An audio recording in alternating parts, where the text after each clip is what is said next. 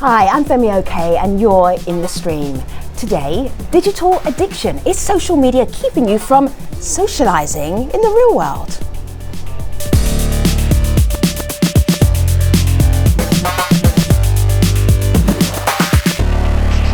She's Malika Bilal and she is a social media addict, but that's fine. There's also your job description as well. Thank you. Yes, good. We're using it to good use today.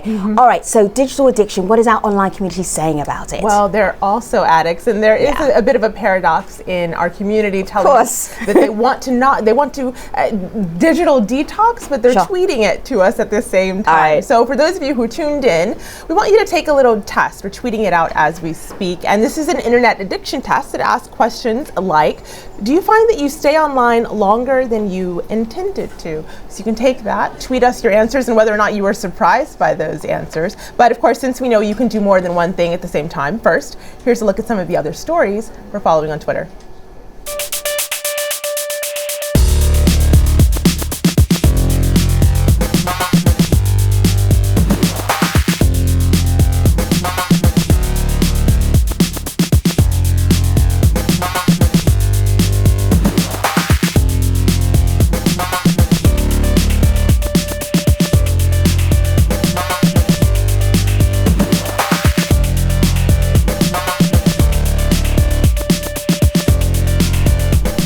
Without a doubt, we live in a digital age. We've got Facebook and Twitter, Instagram, Snapchat, all of these apps help us to connect, but are we swapping reality for a virtual one?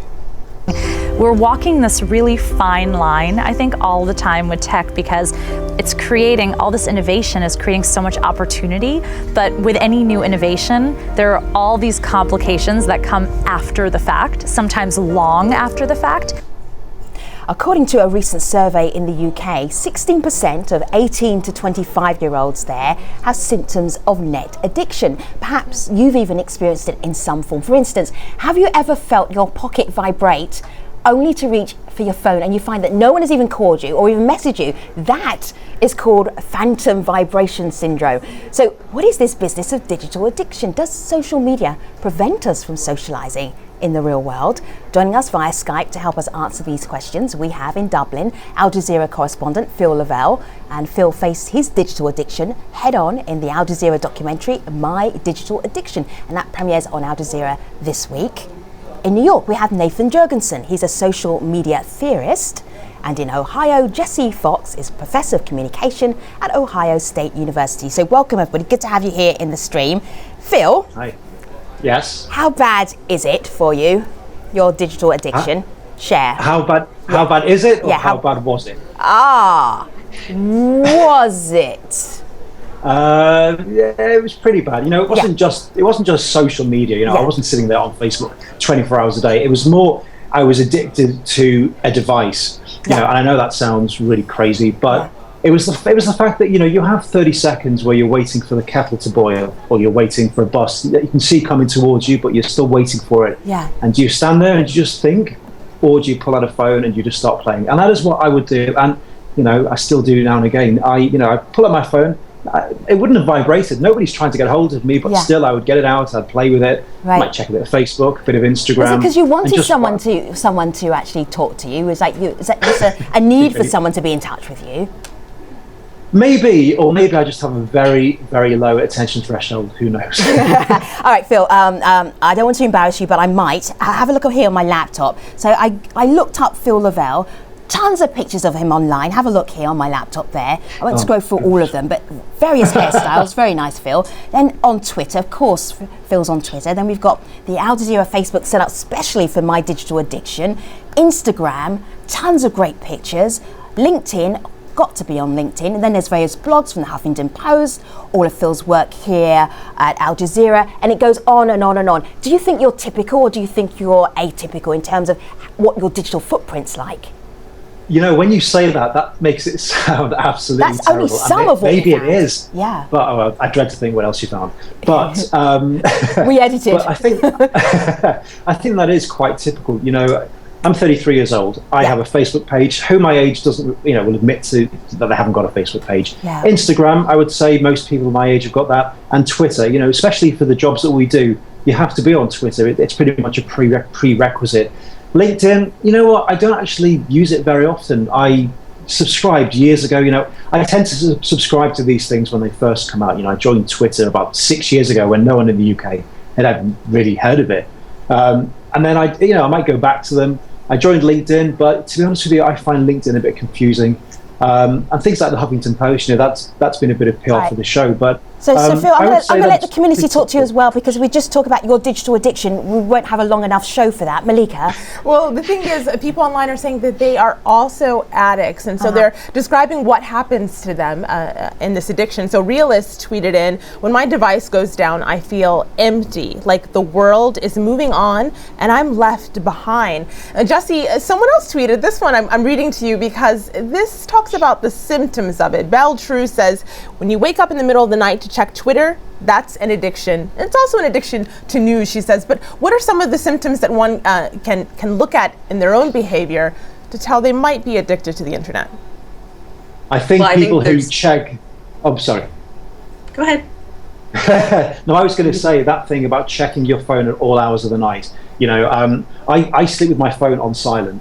But if I wake up to go to the bathroom in the middle of the night, I will always swing by my phone 2-3 o'clock in the morning just to check in case anybody has been in touch with me. For years this was because my mother was very ill, and I was always thinking tonight might be the night that I get a call saying that I need to go home. So it became a habit. But now I still look, and I don't know why. Because as soon as you pick up this device, when you're half asleep, your brain starts to go, and then you'll be awake for hours. All right. And it's really bad, but it's still do it. All right, so that's Phil's idea of what an addict is. Jesse, what's yours? Well, there are lots of ways of kind of documenting this from an academic perspective, what the symptoms are in terms of what we like to really clarify it as is it meeting needs that you can't meet otherwise? Are you reliant on this device to get fixes that you can't get elsewhere? And also, is it being disruptive to your daily life? So the commenter on Twitter had said, waking up in the middle of the night, you discussed phantom vibration syndromes. It's clearly in these cases, these devices are having a disruptive role in your life because you are thinking about them when they're not even there. It's not a person, it's not your missing friend or spouse, it is a device, and we are still constantly kind of looking for that to fill that hole. And when you feel that anxiety when it's missing from your life, that's also a kind of question are borderlining on addictive behavior. I think a lot of people think of it as a raw measurement of the time spent with one's device, but it's more than that. It's kind of the role it plays in your life as well. Nathan, do you even buy this concept of being addicted to the digital world, to social media? Yeah, I really question this whole framing of digital addiction. When we think about what we're doing when we're connected, we're being social with other people, we're presenting ourselves, we're looking up information. These are all things that humans do, and humans are doing them with their phones. And so I really question, can we be addicted to being social? Can we be addicted to wanting to know the person that on Twitter said that I feel like the world's leaving me behind? Is that person addicted to wanting to be a part of the world? I think the framing of all of this is about the device is really missing what people are doing. When we see people all staring at their phones, I think you could divide the world up into two groups. One group of people sees people staring at devices, staring at machines. And the other group would see people that are being social. They're interacting with other people. That's what people are doing on their devices. And I think it's a little bit strange. I can see why somebody would want to say I'm addicted to the phone, but it's a little bit strange to say we're addicted to being social, that we're addicted to just really being human. So I really question this framing. Well, Nathan, I hear your questioning, but I do want to reference this tweet. Amina says, when you start preferring digital over real life, or when you spend more time on a device instead of real life, and of course you, being someone who's online, have seen those videos about the dangers of everyone looking down, or being in a restaurant and everyone's on their devices instead of talking to each other. Do you see a danger in that? Yeah, I didn't write that tweet. I feel like that was a perfect tweet for me. So this is kind of what a lot of my research centers on, this idea that there's a virtual world in real life. Even in the intro to this program, we've talked about virtual worlds in real life. And I think a lot of this is really based on the idea that there's a real life, there's face-to-face, and then there's this cyberspace, like the Matrix idea that we're going off into the internet. I call that digital dualism, the idea that there's a real life and a virtual world. And I think what we need need to start doing is looking at how when we're on a device, that's also real. And also when we're face to face, when we're at Camp Grounded, as the documentary spends some time, that's still influenced by digital connection. So I think we need to really quit talking about that there's two realities. I think we have one reality, and it's always influenced by digitality, whether you happen to be looking at a screen or not. Sure. And Nathan just mentioned Camp Grounded. We have some pictures to show you from Camp Grounded.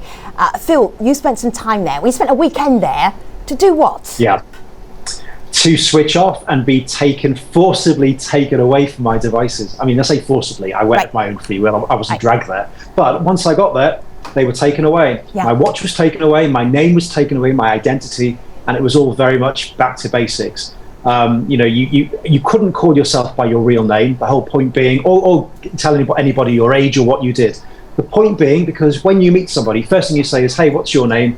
How old are you? Well, maybe you ask how old they are, but you say, what do you do? Yeah. And then you form an instant impression, and there's always this kind of, you're not on an equal level. So the whole point here was that you met people, you were away from your devices, you were completely as vulnerable as each other, and you just started afresh, from the same level. I don't want to give too much away, but there were some very happy people there. It was like a summer camp for grown-ups.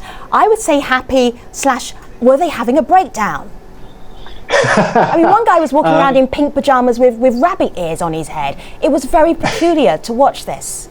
That was my very good friend Lego, who I camped with, and who appears in the documentary. Oh, okay. I liked him though. Nice choice of colour. I'd love to get one of those in the UK. No, these weren't people having a breakdown. These were people who just wanted to spend some time away. And the whole ethos of this camp is that they wanted to take people back to a point in their lives where they were at their happiest and their most content. And for most people, that is childhood, before you have worries about jobs, about pay, about anything else, about relationships. So for American children, that of course involves summer camp, which is this huge American thing. For me, as a Brit, we never do anything like that, do we? You wouldn't have done it back in the UK. So it was totally alien to me. But for these people, it was about going back to childhood. And yes, some of them were fooling around a bit. But for a lot of them, there were a lot of people here who worked in Silicon Valley. And you could tell that as soon as they walked in, it was like this weight had just been lifted off their shoulders, that they were able to just say, wow, I've got a few days off, and my boss can't make me respond to it. Phil, let me just bring in Jessie here. Jessie, you're Professor of Communication. Can you see that value of actually switching off totally from anything that's plugged in technology or any digital influence at all for an entire weekend? Is that valuable for us? According to scientific research, there are definitely some advantages to unplugging. Right. There was a recent study I thought that was very interesting where they actually took kids and put them in a camp for 5 days, and they compared those kids who were kind of deprived of screen-based devices to kids who were kind of in the same situation, but they were not deprived of their screen-based devices. And they found that kids after 5 days, the kids who had been away from the screen devices had higher kind of nonverbal perception skills. So they were able to read emotional cues from people better after kind of just pulling away from those devices for 5 days, kind of regardless of their existing technology use. And so I think that that's one study that shows kind of the advantages of taking breaks from technology. It does allow you to kind of reconnect with that information. Secondarily, I think we do need to be looking more in depth into how we are rewiring our brains. There are ways when you learn to do something, when you learn to perform a certain task, that digital kind of devices give us the shortcut for doing those things, and we don't learn other ways of doing those things, and that can rewire the way that we think. And so there's some emerging fMRI research, for example, that shows how those are happening. I always have a sneaky look just across to the side of me. I can see the monitor, and I can see Nathan doing this. Nathan, are you texting right now? I'm tweeting. You're tweeting. What actually are you tweeting? Are we not interesting enough for you to actually focus on one thing at a time? Well, there's a really great back channel, #AJStream. Everybody should be on it. People are talking, and so I'm in it. I'm talking with other people right now, and this is what people are doing on their devices. They're not addicted to machines. We're being social, and this is also like my job. This is work, and so I think I really. So if I was in a conversation with you or dinner with you, and you were doing that under the table, I would think you were being more antisocial than social, and your pushback to me would be what? Right, that's exactly right, because I would be at dinner. We'd be hanging out, we'd be chatting, and I wouldn't be on my phone, unless you're on your phone. That's the number one way to get me on my phone, is if the other person I'm with. But I really think Phil's point about Camp Grounded was dead on. That this is not really a disconnection from digitality or technology. This is a disconnection from adulthood. Right. This is a break from work. Yeah, that's what Phil is also doing. on the phone. All right, focus, guests. While you focus, I'm gonna see. I knew there was going to be trouble with digital addiction. Okay, while the guests focus and get off the phone just for a second, a nanosecond. Malika. You talked about the disconnecting, the digital detox, and the trip that Phil went on. So online, people have done their own versions of this. Yasser says, I stayed disconnected for 30 days, and he says it felt euphoric. And he goes on to write, just give it a try for a 30-day challenge. Even did it for a separate one for each tech item, i.e. no email as well. And the reason that people are detoxing, Jesse, is because of tweets like this. Emma says, I once lost total connection of the internet in my home for one day. I couldn't function. I felt that I lost a part of who I was. And Jesse, when I read that, I think I would have just gone to my friend's house. Although I wouldn't have gone to hang out with my friend, I would have gone to use the internet. But I know that you have students. Do you see these same sorts of experiences and what you see in them? And then do you try to combat that?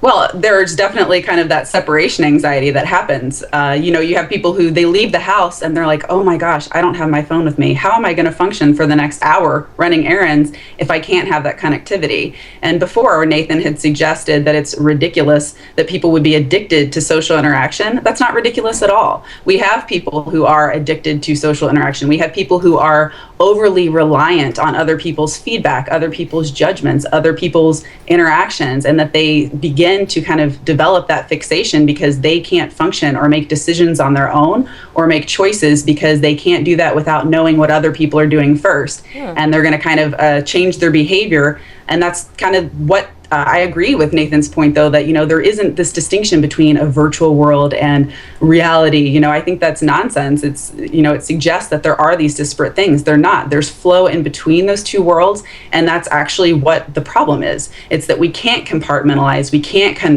make that separation. And thus we get addicted to this constant social feedback, this constant need for social information. And we can't shut it off on account of the device. Nathan?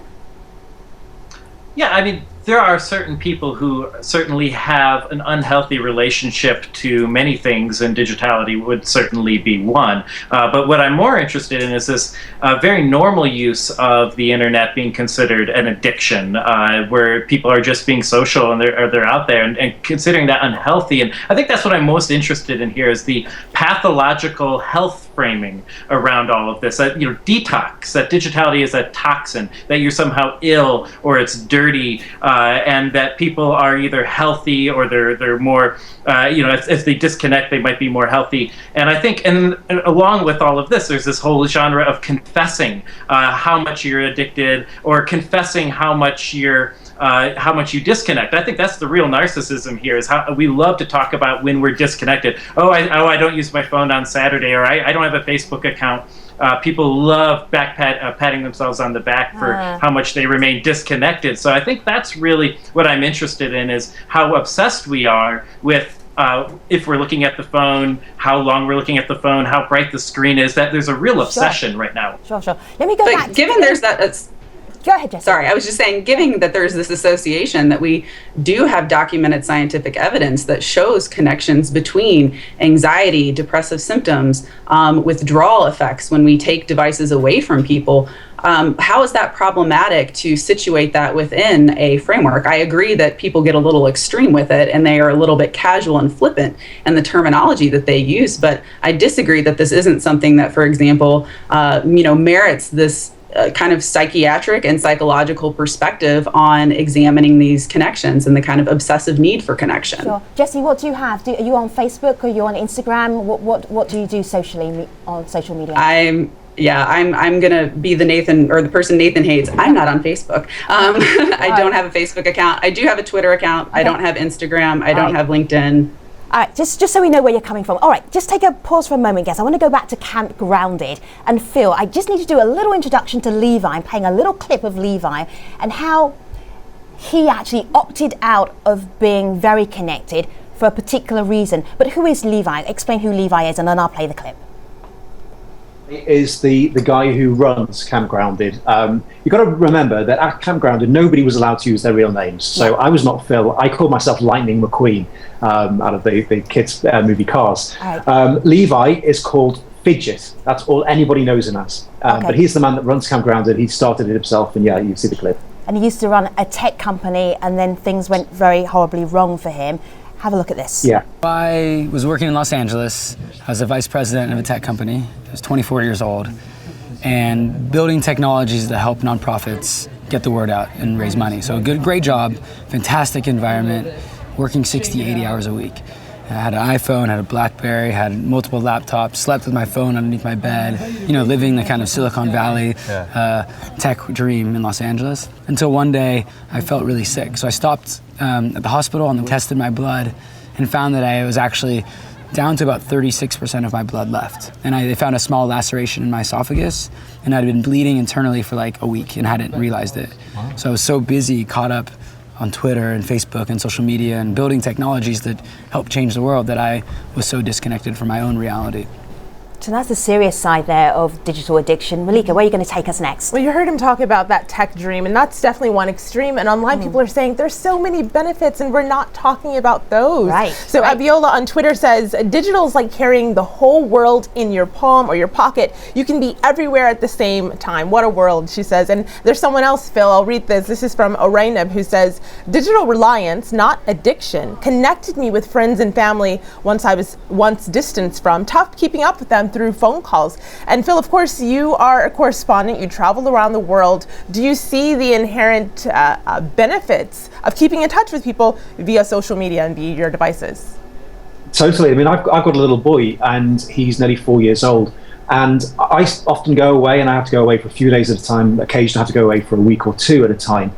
And the way that we keep in touch is by doing what we're doing now. We do video calls. And for a 4-year-old child, this is completely normal. There is absolutely nothing unusual. So if I say, hey, how you doing? And he's not really that interested. He's playing with his cars. It's like I'm in the room with him. Whereas, our generation, it's still kind of a new thing. It's still a bit of a novelty. But there are definitely people who can keep in touch with friends, family on the other side of the world. I've got friends in Australia, and it does not feel like the world is such a big place anymore, because it is so easy to talk to people instantly, and it is so cheap now as well because of this technology. Sure. See, Nathan, I think that might be the issue right here, not about digital addiction, but about our ages and where we are, where we straddle old media, new media, analog and digital. Do you subscribe to that? Certainly. I think it's a little bit different for people who have learned to incorporate the internet into their lives rather than people who the internet's always just been a part of their lives. So this whole idea of digital dualism, when I talk with my undergrads, it just seems very obvious that there's one reality and digitality is part of that reality. But then when I talk to older people, oftentimes they do have this idea that we're leaving reality to go into some separate cyberspace or something like that. It's an outmoded notion. All right. We are going to leave the reality of the TV show and take you all online to stream.aljazeera.com for the post show. But before we get there, have a look at my laptop. Phil would not be happy if I didn't mention this. My Digital Addiction. It is a new documentary from the My Correspondent series on Al Jazeera. It starts this week, and you will see Phil go through his detox and also investigate how much technology impacts his life and how he's dealing with it. I won't give away the end. You can watch it coming up soon on Al Jazeera. Thank you very much to our guests. We have Phil Lavelle, Nathan Jurgensen and Jesse Fox taking them to the post show. Let me tell you about the next edition of the stream before we go though. Bloody clashes, a massive crackdown by Israeli police and attempts to storm Islam's third holiest site have caused tensions to boil up in Jerusalem. On Monday, we speak with people on the ground in the Holy City. Until then, thanks for watching. Take care.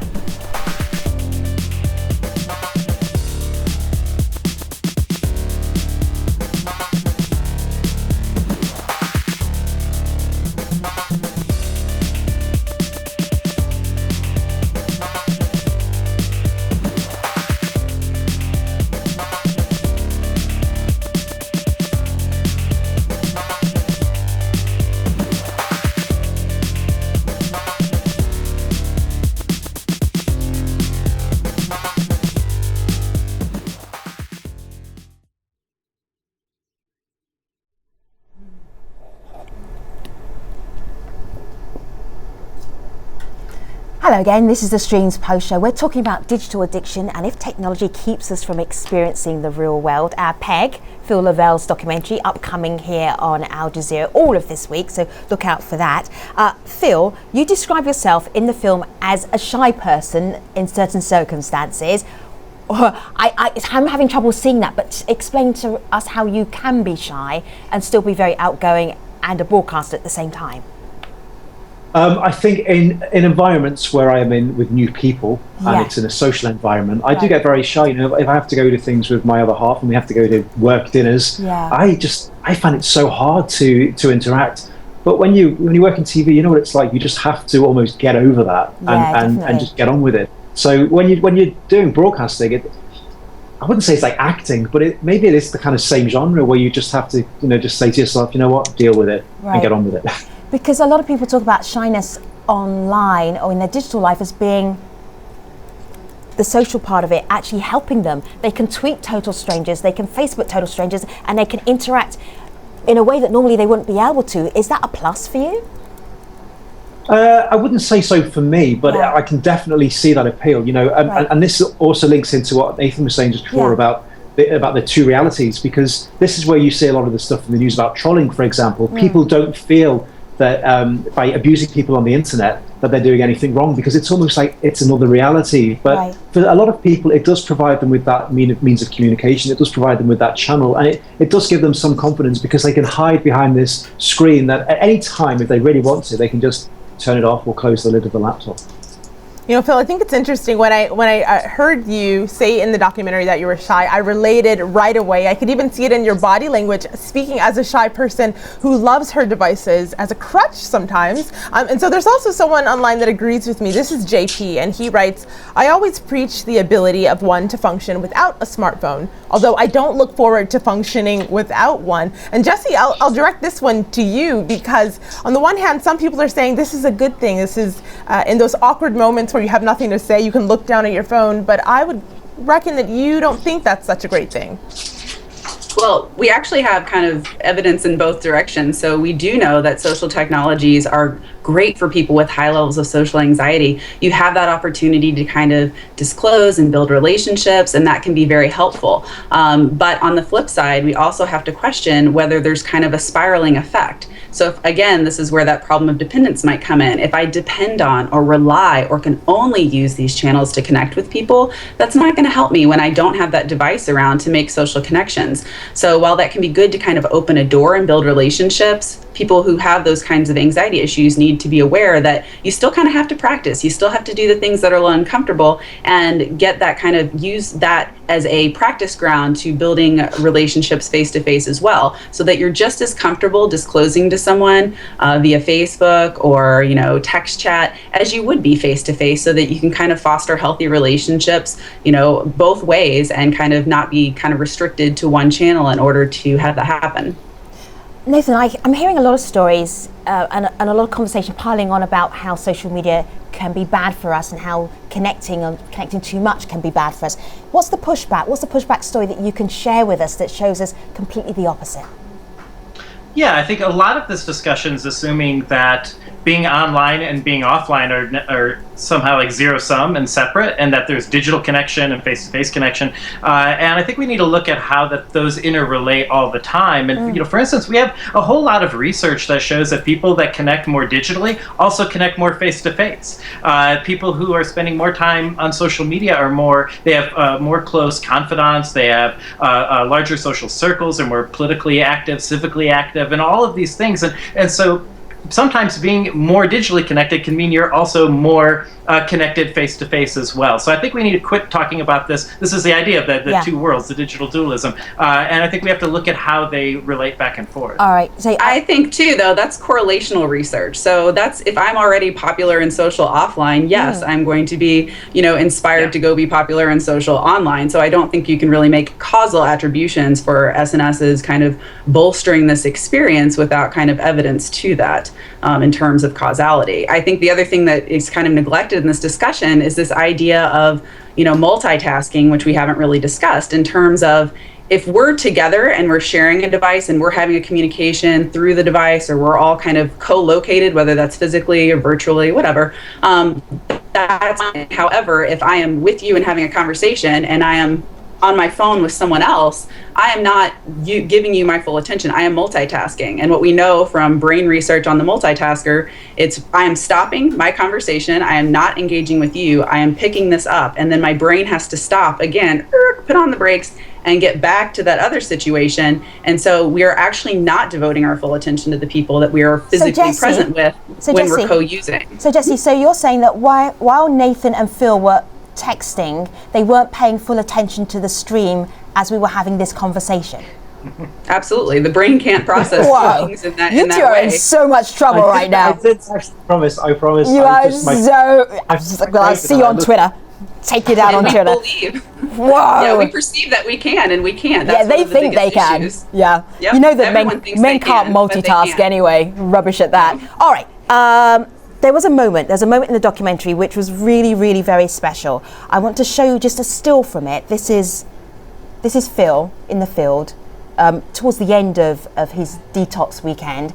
You tell a story, Phil, that kind of only came up in your memory because you were actually detoxing and talking to people and sharing their experiences. Will you share this story with us? Because it's a very special story. Yeah, I mean, it wasn't something that I'd ever thought about before, but for a long time, my mum was ill. She had multiple sclerosis and she was dying. And I lived at the other end of the country for my family, and I would go back. And I remembered that so many times she would be lying in her bed and she'd be trying to talk to me. And I would just be, I'd sort of be engaging in conversation, like we were saying before, when you're having dinner with friends and you're sort of pretending to be listening, but you're not really. And I'd be saying, yes, yes, yes. But I'd be doing other stuff, similar to what we were doing before, or what you say we were doing before when you were tweeting when we should have been listening. Yeah. And it really occurred to me that, I'd missed out on so much. And, my mum passed away last year, so that's something I will never get back. But, what can you do? You live and learn, and, life goes on and you have to learn from experiences. So are you different now, Phil? I am, yes, but I'm also not. I am on my phone all the time, just as much as I was before. So in that sense, I kind of have failed, but I've succeeded because I'm so much more aware of it.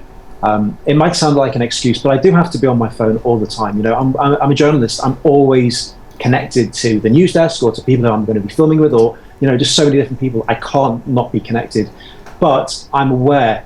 And what I tend to do now is, if I'm off and I just want some time alone, I turn off all push notifications. It is the best therapy you can ever imagine. Push notifications are the most awful thing invented by man, because you can just check for an email, and then you'll get 20 emails, but they're not coming to you, you're going to them. Right. So, I will not give up my phone again, because I need it. And if somebody wants to call me, they have to be able to get a hold of me, but I can at least take back some control, and I really, really like that. That's fantastic advice. Okay, Jesse, what advice would you give us at the end of this digital addiction conversation? One thing that I suggest everyone try is take your phone and change your background just to the word why.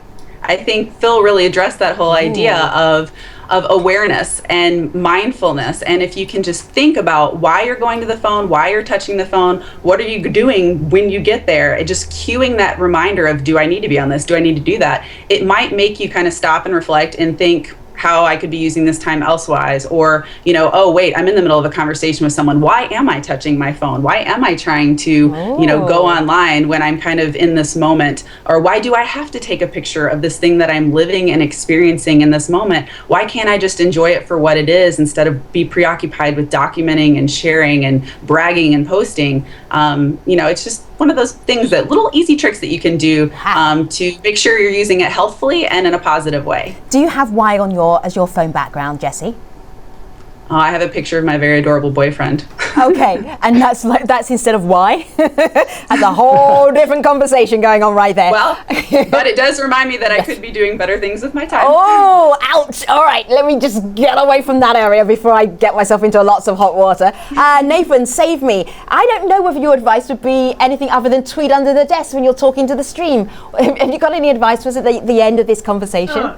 No, I'm not. I'm definitely not saying like we should be connected more. I'm just saying that the narrative around disconnection is sort of being done in bad faith. But I mean, right now I'm up on a mountain. I'm like recording a record, and I'm mostly disconnected, other than this one computer. So I really love disconnecting. I do most of my research out camping and things like that. So my advice would be just don't be rude with your phone. Enjoy your disconnections. Don't pretend like it makes you any more real or authentic or true. And I think my big piece of advice would be, let's change this conversation less from obsessing over whether we're looking at our phones, but what are we doing with our phones? Are your photos good? Are your sexy? Are you being a supportive friend? Let's talk a little bit more about that rather than if we're looking up or down, obsessing over that. Okay, I will be thinking about am I sexy while I ask Malika to wrap up the conversation with the community. My own personal advice, I'd say, is turn your phone around. It's that little blinking light that just drives you crazy and you feel like you have to check it. So on that, we asked at the top of the show for you to take a quiz seeing how addicted to the internet you are, and you did. And this is a response I'll read from MB, who tweets in, my score was 57 out of a possible 100. I learned that I am a moderate internet addict. And this person writes, my wife is saying, I told you so. All right, so Jesse and Nathan and Phil, really enjoyed having this conversation with you. Phil, best of luck with the documentary. Really enjoyed watching it. You can see it here on Al Jazeera English. All of this next week. So, moving on to our next AJ stream. Bloody clashes, a massive crackdown by Israeli police and attempts to storm Islam's third holiest site have caused tensions to boil in Jerusalem. On Monday, we speak with people on the ground in the holy city. Until then, I'll see you online.